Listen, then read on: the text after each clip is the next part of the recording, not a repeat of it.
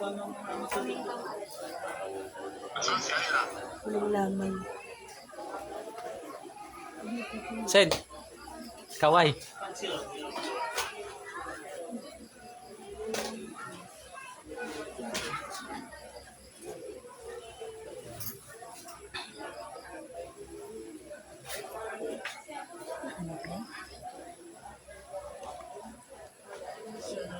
Tinatawag pa yata. Ano daw? Ano yun?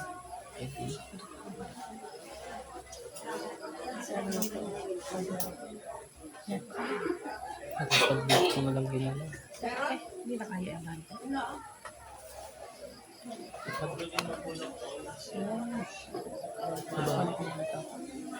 Pag-balik ko. Yan.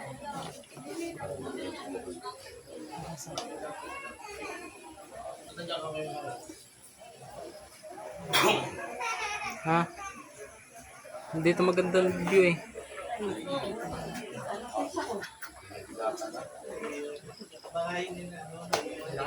Nakalive na. Ha? Hindi, bababa. Diyan yan, iwanan ko. Hindi na tayo makakababa dito. Bababa kayo? Wala kang bumaba ngayon. Meron pa na si Ayla. Baba na kayo dyan. Paano si Ayla? Paano si Ayla? Ha?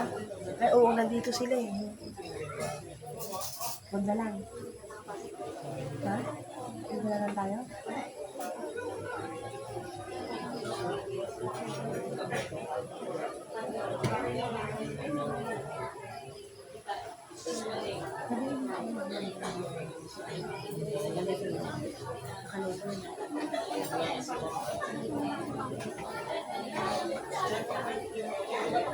Baka magising si Ayla.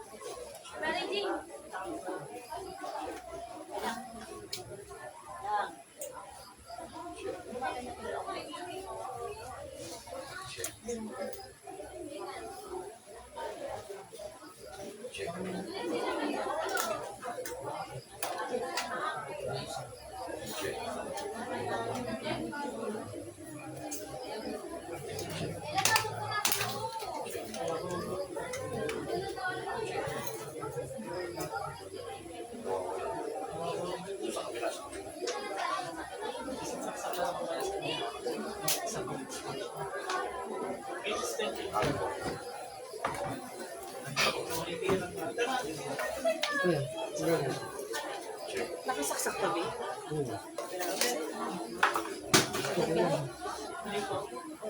Pwede ba itong tanggalin?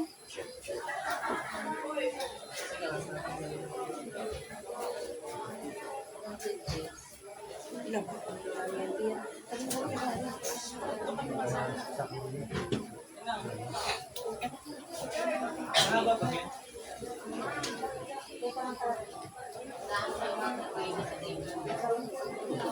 Ay,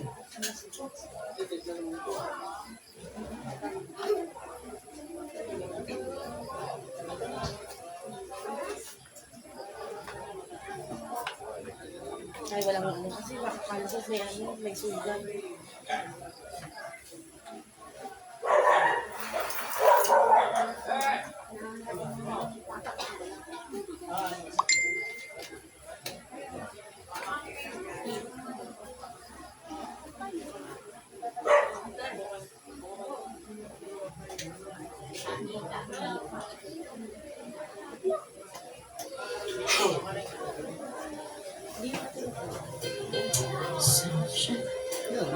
Check this. Check this.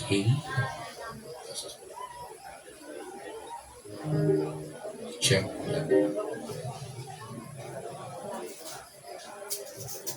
Check.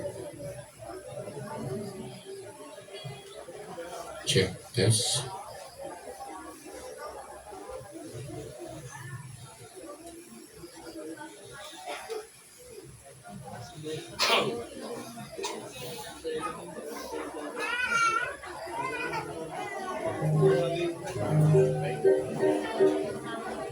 Magandang gabi po sa inyong lahat mula po sa pamumunuan ng St. Peter Chapels, Lescano Funeral Services.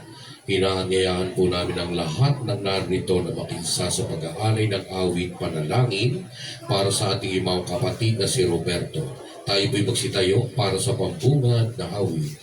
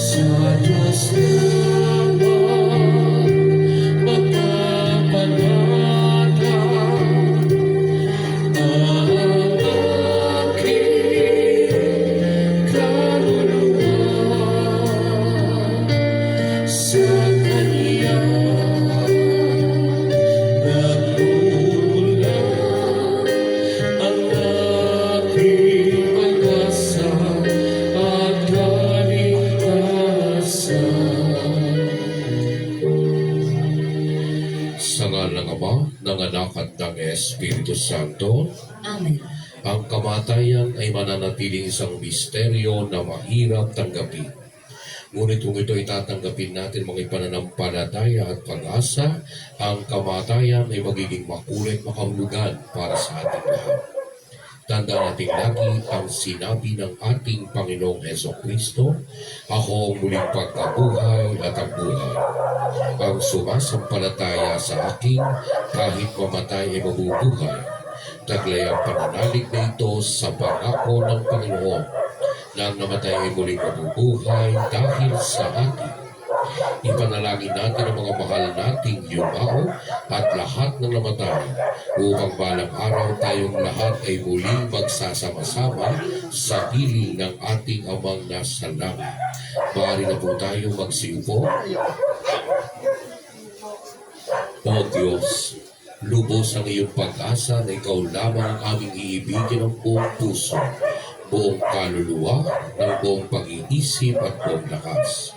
Ngunit taliwas sa iyong inaasahan, kami at ang mga minamahal naming yumao ay malimit hindi nagiging tapat o kulang sa pagtugon sa iyong inaasahan. Panginoon, kaawaan mo kami. Panginoon, kaawaan mo kami.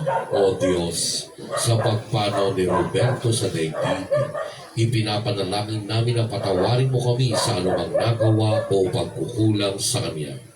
Ipinapanalangin namin ang pagkalooban mo ng kapatawaran. Kung kami ay naging tuso, kung kami naging dahilan ng Kanyang pagkukulang, kung nakapagdulot kami ng sama ng loob sa Kanya, kung naging mababaw ang aming pagmamahal sa Kanya, Kristo, kaawaan mo kami. Kristo, kaawaan mo kami.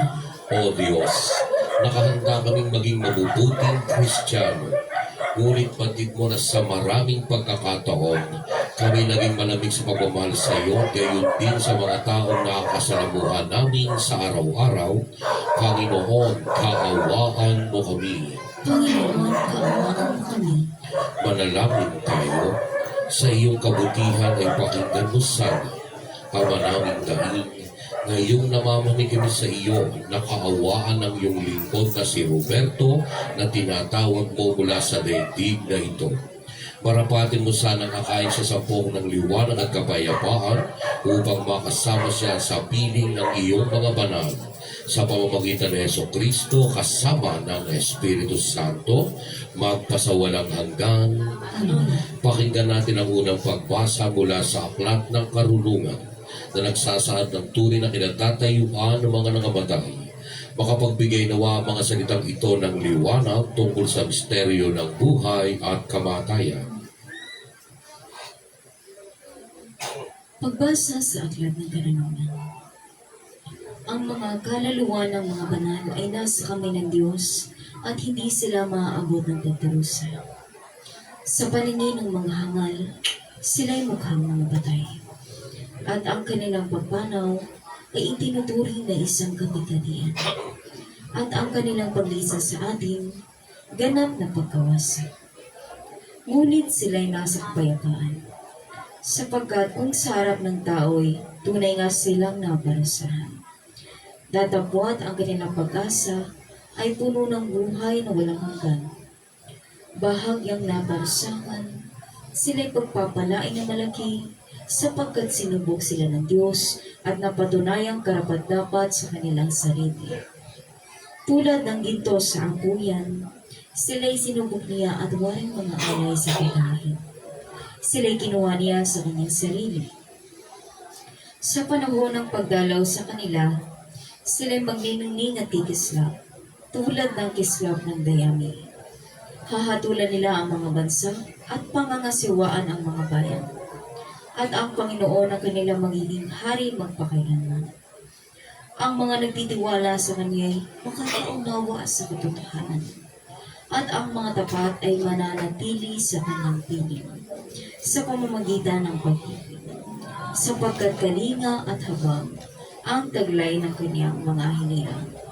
Ang salita ng Diyos. Salamat sa Diyos.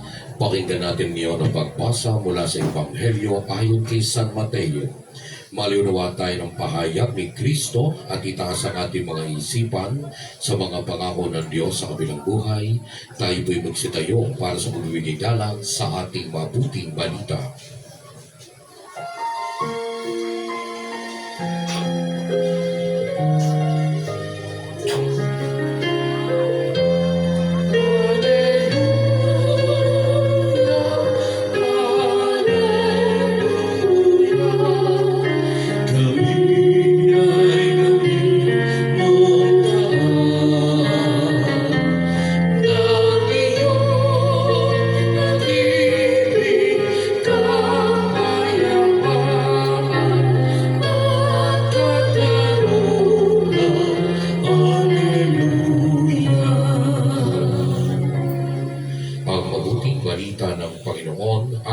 Kay San Mateo. Papuri sa iyo, Panginoon. Mapapalad ang mga duha sa Espiritu sapagkat kanila ang kaharian ng langit. Mapapalad ang mga nagugutom at nauuhaw sa matuwid na pamumuhay sapagkat bubusugin sila. Mapapalad ang maaamo sapagkat tatamuhin nila ang lupa. Mapapalad ang mga mawain sapagkat magkakamit sila ng awa. Mapapalad ang mga may malinis na puso sapagkat nakikita nila ang Diyos. Mapapalad ang mga tagapamayapa sapagkat tatawagin silang mga anak ng Diyos. Mapapalad ang mga pinagbuhusi dahil sa katarungan sapagkat kanila ang kaharian ng langit. Mapapalad tayo kung dahil kay Jesus ay murahin at usigin tayo ng mga tao at magkantay ng lahat ng masama ng dahil sa Kanya.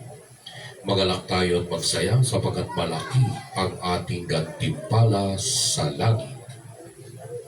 Ang mabuting balita ng Panginoon. Pinupuri ka namin, Panginoon Yesu Kristo. Maaari na po magsiupo.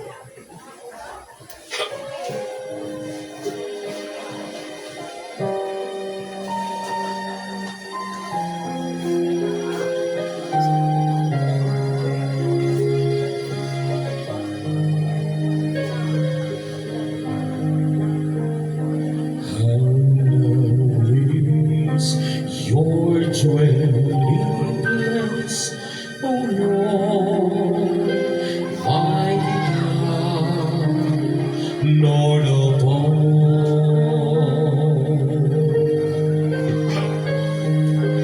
Even the lowly sparrow finds a home for her brood, and the swallow and rest for herself where she may her young. In your altars, my King and my God. How lovely is your dwelling place, O Lord, mighty God, Lord of all.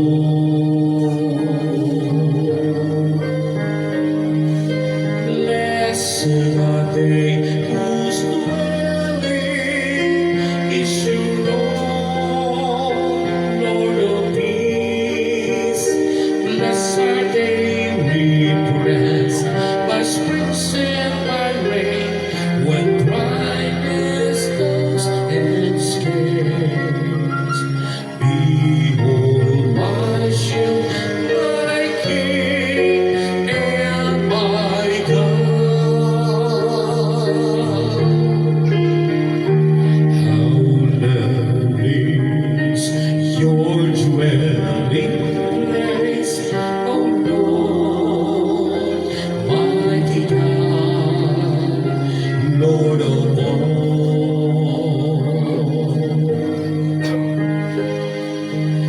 I would forsake 1,000 other days anywhere if I could spend one day in your courts, belong to you alone. My strength are you alone, my glory, my King and my God. How lovely is your dwelling place, O Lord, mighty God, Lord of all. How lovely your dwelling place, O Lord, mighty God, Lord of all.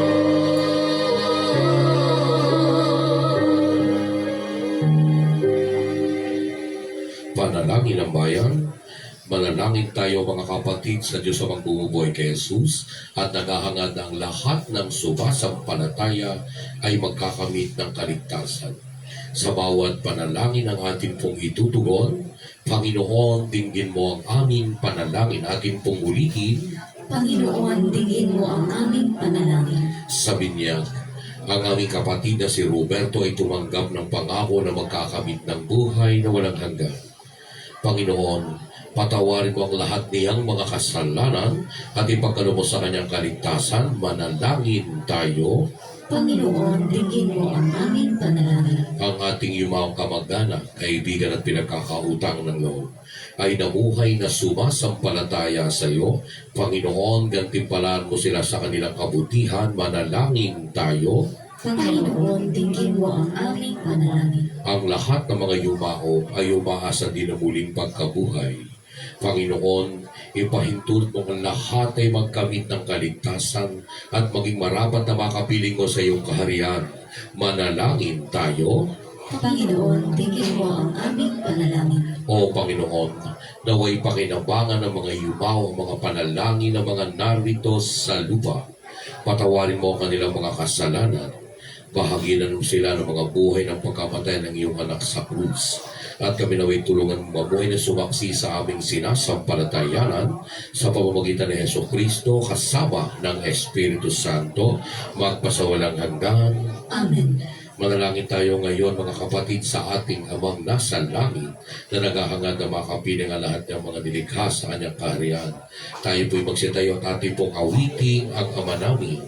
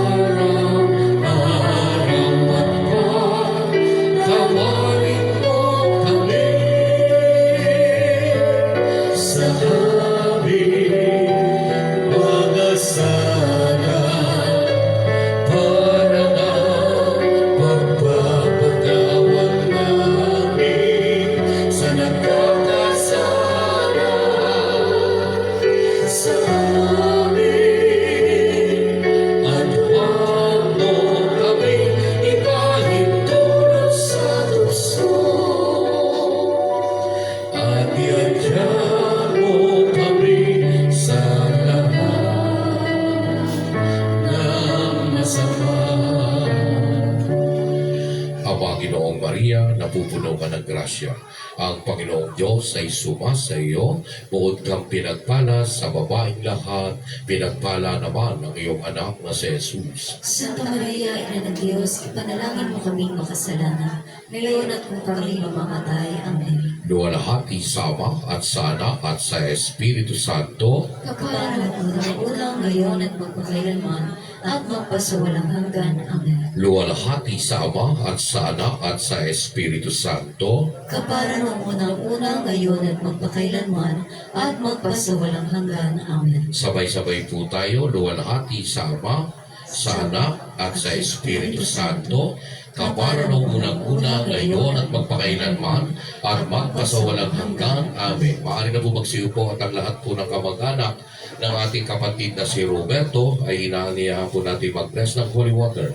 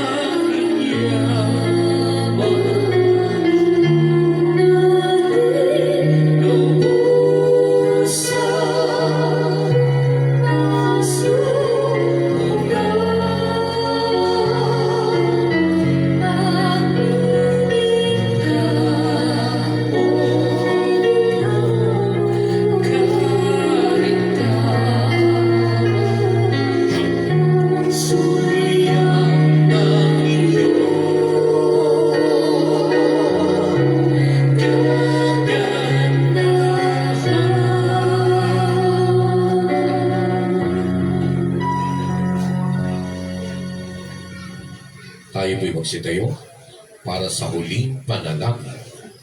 Panalangin para sa mga kamag-anak ng iyong maro. Manalangin tayo, o Ama ng puspos ng awa, Diyos ng lahat. Kaaliwan sa iyong walang hanggang pag-ibig at awa. Ang dilim ng kamatayan ay ginawa mong bukang liwayway ng panibagong buhay.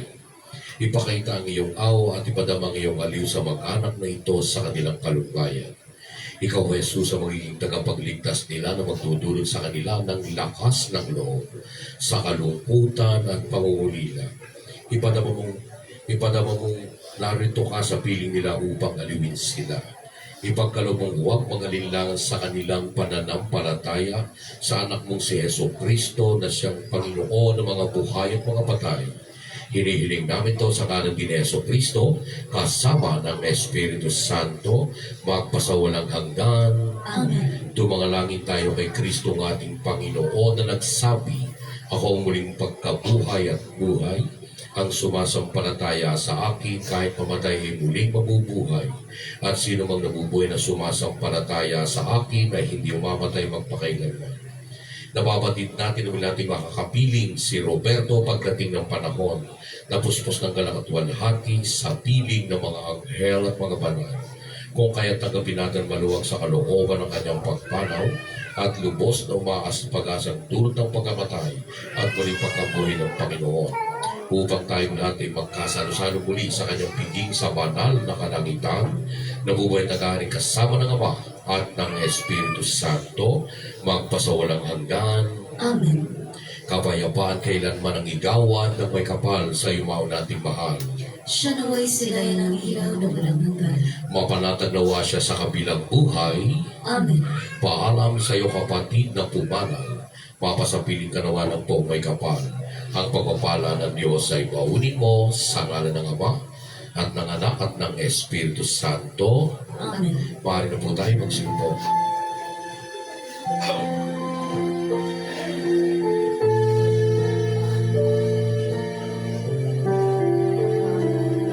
Hindi kita malilimutan.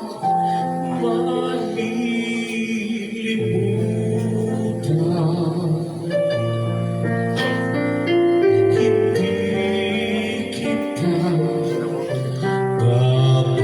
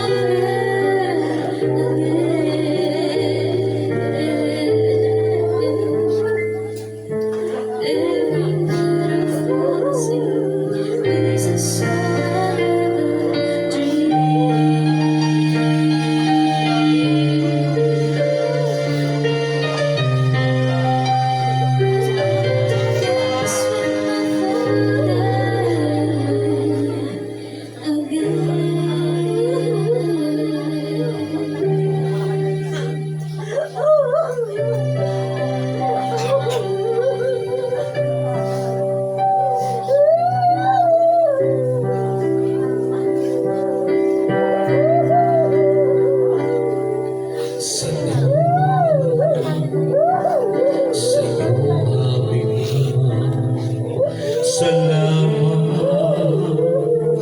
sa iyong mga likha.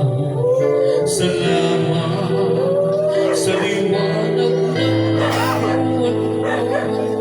Salamat sa iyo, Diyos. Salamat, Panginoong Jesus. Salamat sa iyong pagliligtas. Salamat sa buhay na walang hanggan. Salamat sa iyo. Walang hanggang pasasalamat ang sa'yo'y aming sasabihin. Maging sa huli sandali ng aming buhay, pasasalamat sa'yo'y walang hanggan.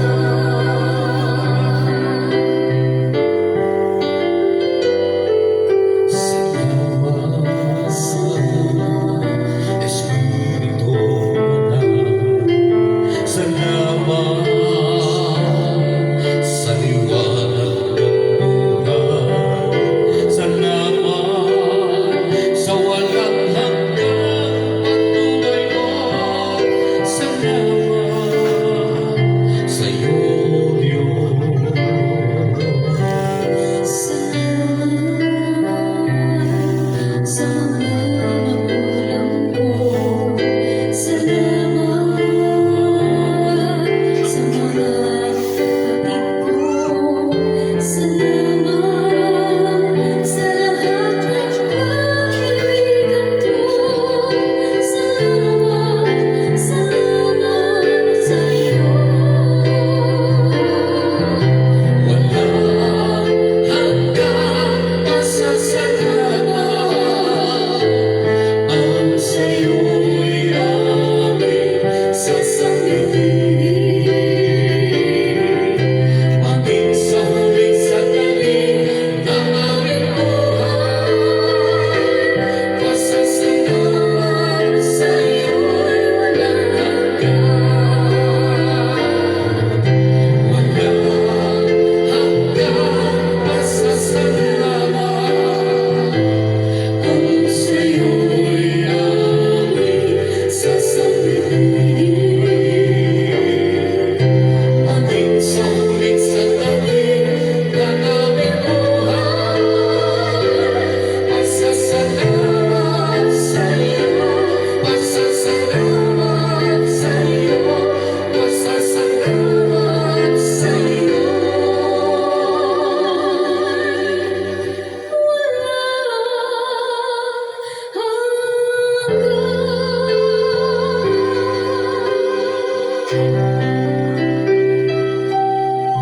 Muli po mula sa pamunuan ng St. Peter Chapels, Lescano Funeral Services, ang aming pong taus-pusong pakikiramay sa pamilya ng naiwan ni Roberto, naway makamit niya kapahingang walang hanggan sa piling ng ating amang nasa langit. Isang mapagpalang gabi po sa inyong lahat at muli kami po ay nakikiramay.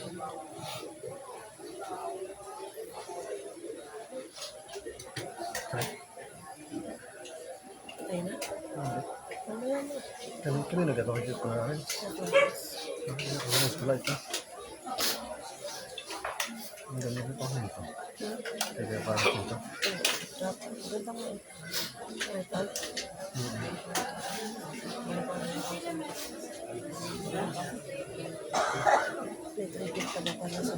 May May pa. lilipat are?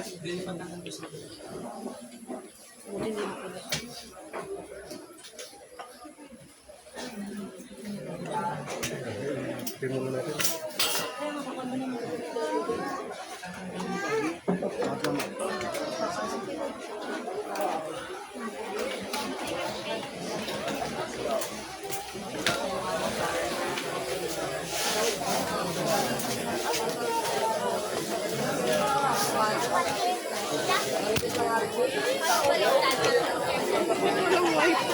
Wala.